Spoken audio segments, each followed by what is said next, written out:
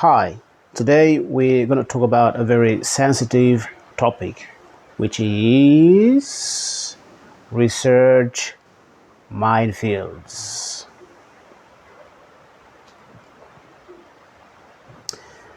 Minefields, extraneous variables, experimental errors refer to external factors that influence variables in research and constitute a threat to validity.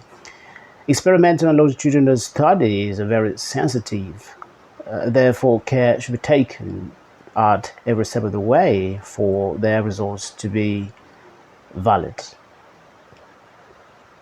In this video, we're going to talk about 10 most recurrent research minefields and propose tips to avoid them from happening in our studies. Now, the first research minefield is treatment. Treatment refers to the action of administering a remedy to a variable with the intention of changing its behavior. With treatment, we can have two main problems, which can be fidelity, which refers to the appropriateness of the treatment, and the duration, which refers to the time allocated to the treatment. Now, how do we avoid treatment problem?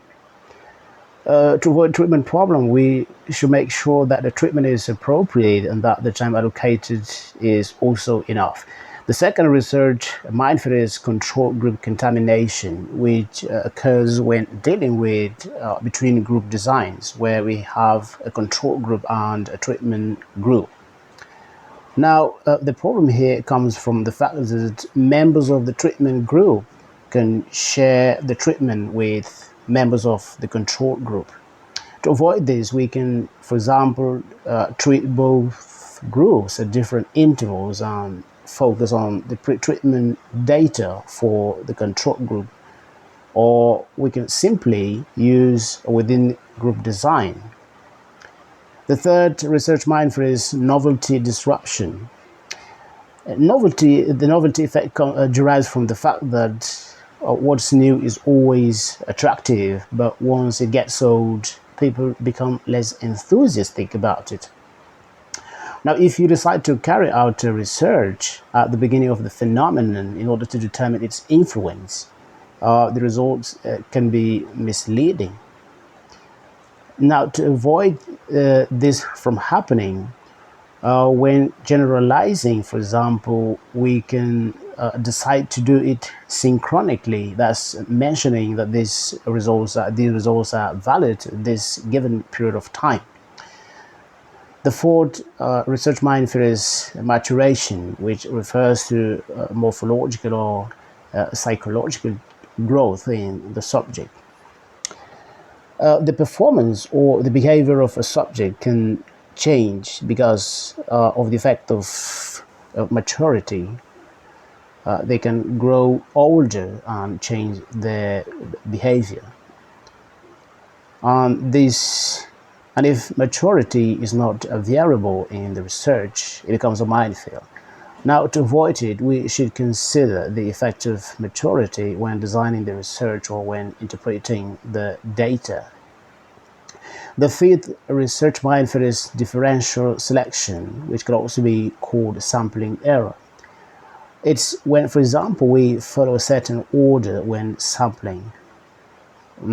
It can end up yielding a biased sample with the possibility of sampling subjects with similar features, for example, weaker, stronger, quieter, smarter subjects.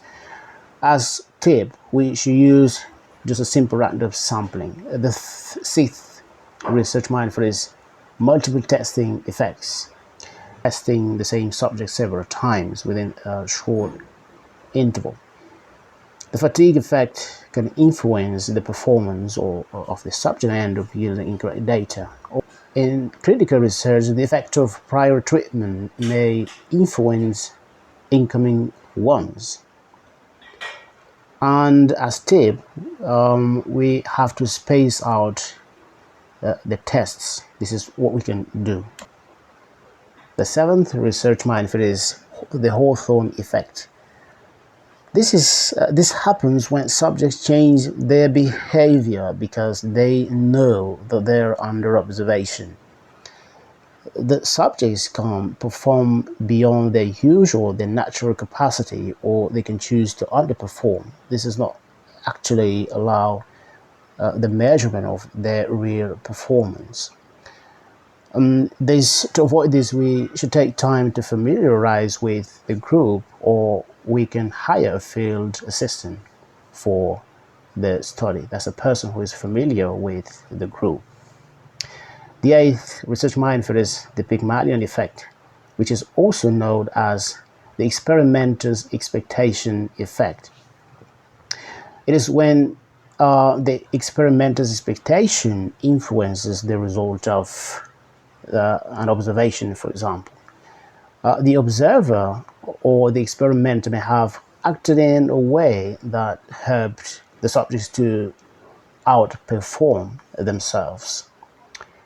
Now, if we want to avoid it, we can either hire an external observer or experimenter in order to have an objective result. The ninth research mindfield is subject attrition, which refers to the dropout of some subjects in a study.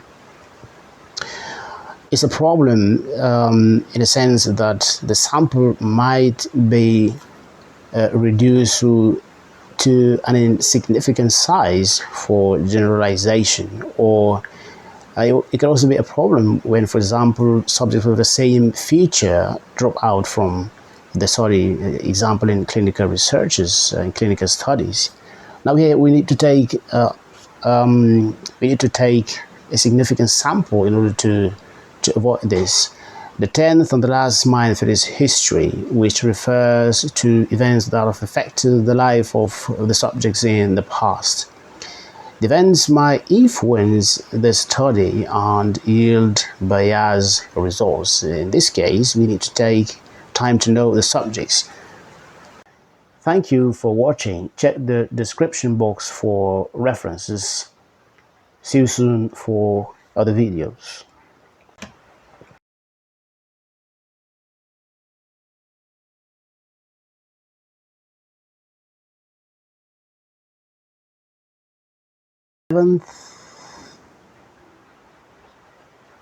To the